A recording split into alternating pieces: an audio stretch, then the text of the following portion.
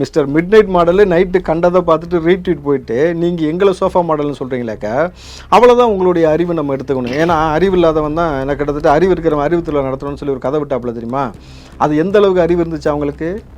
ஒரு மாற்றுத்திறனாளி காசியப்பன் பாத்திரங்களில் கப்பு வாங்கிட்டு வந்து உலக கோப்பை ஜெயிச்சதாக சொல்லி அது 2 விதமான கப்பு, ஒரு வேர்ல்டு கப்புக்கு 2 கப்பு கொண்டு வந்து அப்பாட்ட ஒரு கப்பு, புள்ளைட்ட ஒரு கப்பு, உதயநிதிட்ட ஒரு கப்பு, ஸ்டாலின்ட்ட ஒரு கப்பு கொடுத்த போது அது வாங்கிக்கிட்டு அவனுக்கு அரசாங்க வேலை கொடுக்க போகிறோம், அவனுக்கு வீடு கொடுக்க போகிறோம்னு சொல்லி நீங்கள் வந்து உடனே அடுத்த அரசாங்கத்திலேருந்து நீங்கள் உங்கள் அறிவிப்பை வெளியிட்டீங்களே, அப்போவே தெரியல உன்னுடைய அறிவோட திறன் உன்னுடைய ஆற்றல் என்னன்ட்டு.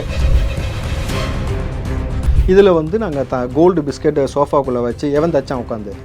எந்த சோஃபா கடைக்காரனை கூப்பிட்டு வச்சு தச்சிங்க?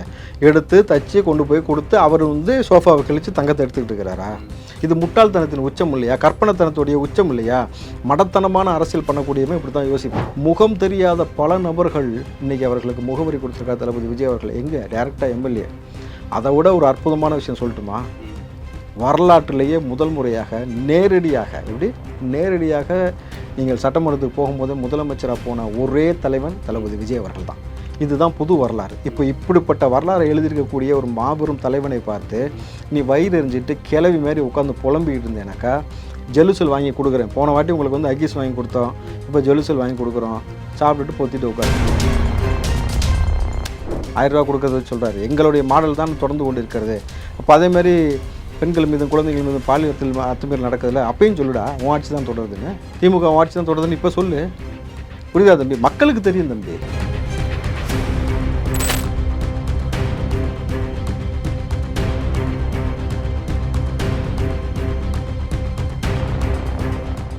ரியல் ஒன் உறவுகளே, நடுநிலையோடு பொறுப்புடன் செய்திகளை வழங்கி பல லட்சக்கணக்கான மக்களின் நம்பிக்கையை பெற்ற நமது சேனலின் வளர்ச்சிக்கு உங்கள் ஆதரவு தேவை. இந்த ஊடக பயணம் தொடர்ந்து வலுப்பெற திரையில் தெரியும் QR கோட் ஸ்கேன் செய்தோ அல்லது டிஸ்கிரிப்ஷனில் உள்ள வங்கி விவரங்கள் மூலம் உங்களால் முடிந்த அளவு சப்போர்ட் செய்யுங்கள். உங்கள் ஒவ்வொரு ஆதரவும் நமது குரலை இன்னும் பல லட்சம் பேரிடம் கொண்டு செல்ல உதவும். ரியல் ஒன் நேயர்களுக்கு வணக்கம். இன்று நம்மளுடைய நேர்காணலுக்கு தாவேகாவின் மாநில செய்தி தொடர்பாளரான ராவுத்தர் இப்ராஹிம் அவர்கள் இணைஞ்சிருக்காங்க. சார் வணக்கம். வணக்கம் முதன். உதயநிதி அவர்கள் வந்து அவருடைய ட்வீட்டில் ஒரு விஷயம் வந்து போட்டிருந்தார். 4 சீட்டட் சோஃபா 5 சீட்டட் சோஃபாவா மாறி இருக்கு அப்படின்னு சொல்லிட்டு. அந்த சோஃபாவினுடைய கலர் வந்து தாவேகாவினுடைய கொடி கலர்ல தான் இருந்தது. அதனுடைய பில்லோவா இருக்கட்டும், sofa colour red and yellow அந்த மாதிரியான ஒரு இடத்துல தான் இருந்தது. இப்போ இந்த விஷயத்தை பொறுத்த வரைக்கும் வந்து பார்க்கும்போது சோஃபா மாடல்னு சொல்லி சோஃபா மாடல்னா அவரோட ட்வீட்டும் இருக்கு, அவருடைய பேச்சும் வந்து இருக்கு, இன்னும் நிறைய சொல்லியிருக்காரு. ஃபர்ஸ்ட் அந்த ட்வீட்ல இருந்து ஸ்டார்ட் பண்றேன். சோஃபா மாடல் எங்களை சொல்லக்கூடிய ஆள் mister mid night model. Mister mid night model என்ன பண்ணாரு? Mister mid night model night கண்டதை பார்த்துட்டு ரீட்வீட் போயிட்டு நீங்கள் எங்களை சோஃபா மாடல்னு சொல்கிறீங்களாக்கா, அவ்வளோதான் உங்களுடைய அறிவு நம்ம எடுத்துக்கணும். ஏன்னா அறிவு இல்லாதவன் தான் எனக்கு கிட்டத்தட்ட அறிவு இருக்கிறவன் அறிவு திருவிழா நடத்தணும்னு சொல்லி ஒரு கதை விட்டாப்புல தெரியுமா? அது எந்த அளவுக்கு அறிவு இருந்துச்சு அவங்களுக்கு? ஒரு மாற்றுத்திறனாளி காசியப்பன் பாத்திரங்களில் கப்பு வாங்கிட்டு வந்து உலக கோப்பை ஜெயிச்சதாக சொல்லி அது 2 விதமான கப்பு, ஒரு வேர்ல்டு கப்புக்கு 2 கப்பு கொண்டு வந்து அப்பாட்ட ஒரு கப்பு, புள்ளைட்ட ஒரு கப்பு, உதயநிதிட்ட ஒரு கப்பு, ஸ்டாலின்ட்ட ஒரு கப்பு கொடுத்த போது அது வாங்கிக்கிட்டு அவனுக்கு அரசாங்க வேலை கொடுக்க போகிறோம், அவனுக்கு வீடு கொடுக்க போகிறோம்னு சொல்லி நீங்கள் வந்து உடனே அடுத்த அரசாங்கத்திலேருந்து நீங்கள் உங்கள் அறிவிப்பை வெளியிட்டீங்களே, அப்போவே தெரியல உன்னுடைய அறிவோட திறன் உன்னுடைய ஆற்றல் என்னன்ட்டு. நீ என்ன மாடல் நீங்கள் தெரிஞ்சில்ல.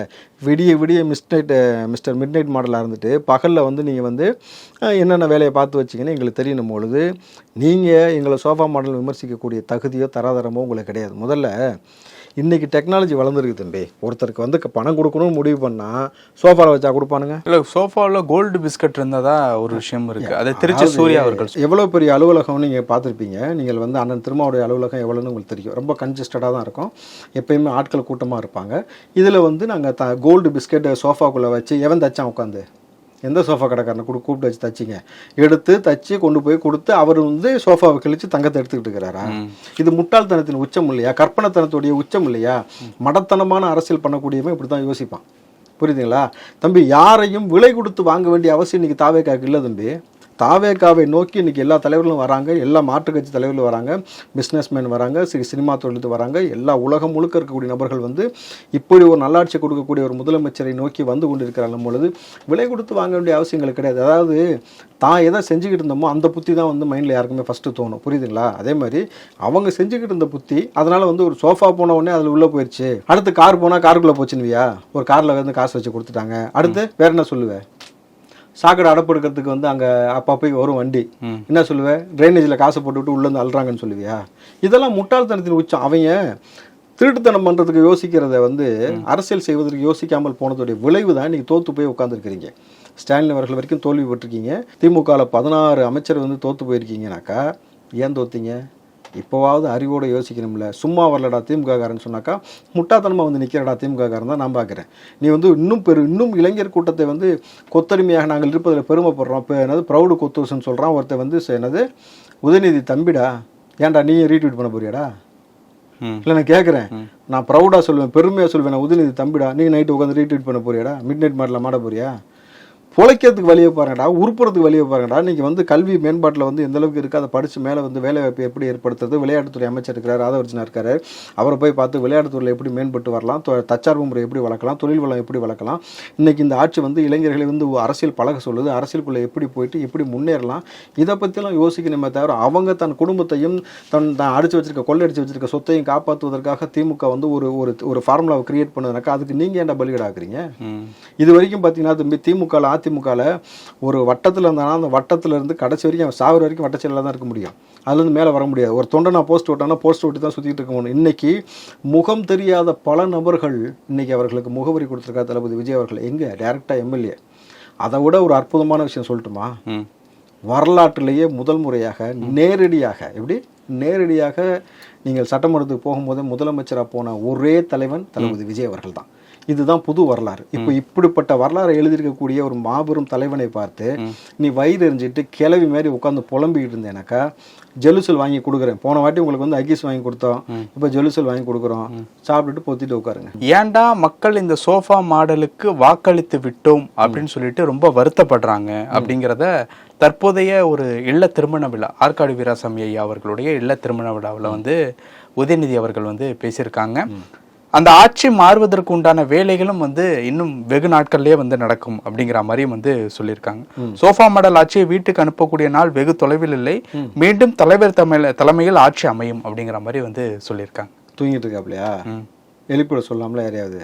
தம்பி எழுதி வச்சுக்க, உன்னுடைய உதயநிதி அவர்களுடைய ஆயுட்காலம் இருக்கும் வரை அவரால் வந்து முதலமைச்சராக தமிழ்நாட்டுக்குள்ளே வந்து வரவே முடியாது. உதயநிதியை வரவே முடியாது. ஸ்டாலின் அவர்கள் வாய்ப்பே இல்லை தம்பி. ஒன்ஸ் போனதுதான். இதுக்கு மேலே வந்து ஸ்டாலின் அவர்களுக்கு அந்த மாதிரியான ஒரு வாய்ப்பெல்லாம் நிச்சயமாக கிடையாது.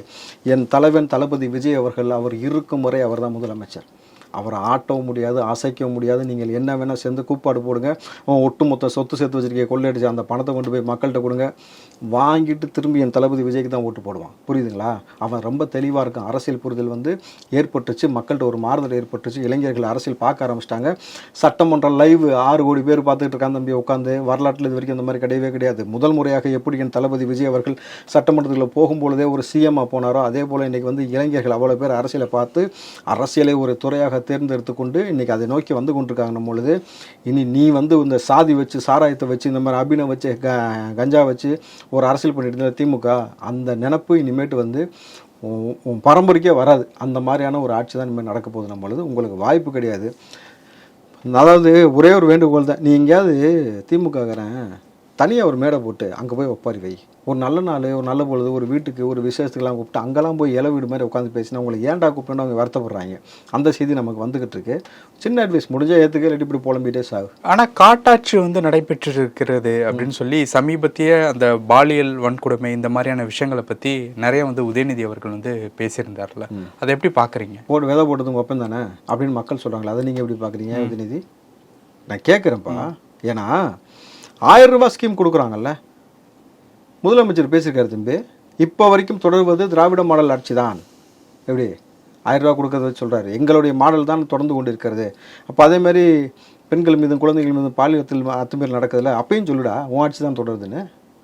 திமுக ஆட்சி தான் தொடருதுன்னு இப்போ சொல்லு. புரியுதா தம்பி? மக்களுக்கு தெரியும் தம்பி, இதை யார் உருவாக்குனான்னு மக்களுக்கு நல்லாவே தெரியும். அதை உருவாக்கிட்டு இன்றைக்கி தோற்று போன வைத்தறிச்சல்ல ஆப்வியஸ்லி பழியை தூக்கி போடுறது, இந்த மாதிரி வந்து பைத்தியம் முடிச்ச மாதிரி பேசுறதுன்றது தொடர்ச்சியாக திமுககாரன் பல பேர் செஞ்சுக்கிட்டு இருக்காங்க. பொழுது அதை நம்ம பெருசுப்படுத்த வேண்டியதில்லை. ஆனால் ஒரு துணை முதலமைச்சராக இருந்தும் கூட போதிய அளவுக்கு ஆற்றலோ செயல்திறனோ இல்லாமல் ஒரு மாற்றுத்திறனாளியில் கப்பு வாங்கினாலும் இப்படி வந்து புலம்புறதெல்லாம் பார்க்கும்பொழுது வேடிக்கையாக பல விஷயங்கள் பேசியிருக்கோம். நேரத்திற்கு நன்றி சார். நன்றி தம்பி. உங்கள் பிசினஸ் இன்னும் அதிக மக்களை சென்றடைய வேண்டுமா? இன்றைய டிஜிட்டல் உலகில் சரியான ப்ரமோஷன் தான் வெற்றியின் முதல் படி. தமிழகம் முழுவதும் பல லட்சக்கணக்கான பார்வையாளர்களை தினமும் சென்றடையும் ரியல் ஒன் யூடியூப் சேனல்களில் உங்கள் பிசினஸ் இனி எல்லோரும் அறியட்டும். குறைந்த செலவில் அதிக ரீச். உங்கள் பிராண்டுக்கு நம்பிக்கையும் வளர்ச்சியும் சேர்க்க இன்றே எங்களை தொடர்பு கொள்ளுங்கள். 9280087164